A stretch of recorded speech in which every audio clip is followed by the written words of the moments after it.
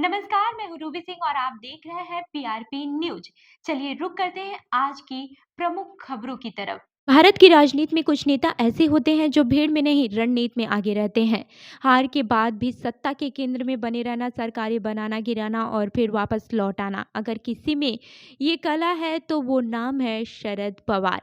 महाराष्ट्र की राजनीति से लेकर दिल्ली की सत्ता तक उनका सफर धैर्य, समझ और राजनीतिक सूझबूझ की कहानी है। शरद पवार का जन्म महाराष्ट्र में हुआ। कम उम्र से ही वे सामाजिक आंदोलन और छात्र राजनीति से जुड़े हैं।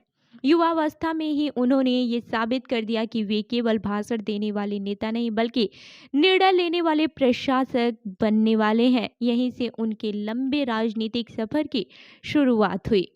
बता दें कि शरद पवार का परिवार आज भी महाराष्ट्र की राजनीति में प्रभावशाली भूमिका निभाता है। उनकी बेटी सुप्रिया सुले राष्ट्रीय राजनीति में एक जाना पहचाना चेहरा है।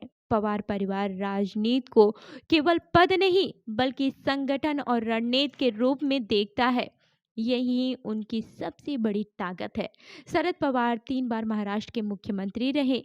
कम उम्र में मुख्यमंत्री बनना उनकी राजनीतिक क्षमता का प्रमाण था। केंद्र में उन्होंने रक्षा मंत्री, कृषि मंत्री जैसे अहम पद संभाले। कृषि मंत्री रहते हुए उन्होंने किसानों के मुद्दे को राष्ट्रीय और अंतर्राष्ट्रीय मंच पर मजबूती से उठाया। वहीं 1991 में चुनाव अभियान के दौरान राजीव गांधी की हत्या से देश राजनीतिक संकट में चला गया। मीडिया रिपोर्ट्स के अनुसार उस समय शरद पवार, पीवी नरसिम्हा राव और एनडी तिवारी प्रधानमंत्री पद के संभावित दावेदार थे। आखिरकार कांग्रेस संसदीय दल ने पीवी नरसिम्हा राव को चुना, जिन्होंने 21 जून 1991 को प्रधानमंत्री पद की शपथ ली। इसके बाद 26 जून 1991 को शरद पवार ने रक्षा मंत्री का पद संभाला। मार्च 1993 में राजनीतिक घटनाक्रम बदला। 6 मार्च 1993 को शरद पवार ने महाराष्ट्र के मुख्यमंत्री के रूप में शपथ ली और सिर्फ 6 दिन बाद 12 मार्च 1993 को मुंबई सिलसिलेवार बम धमाकों से दहल उठी। ये उनकी राजनीतिक जीवन की सबसे बड़ी परीक्षा थी। कानून व्यवस्था, प्रशासनिक दबाव और राजनीतिक आलोचना हर मोर्चे पर संकट था, लेकिन पवार ने स्थिति संभाली और नेतृत्व दिखाया।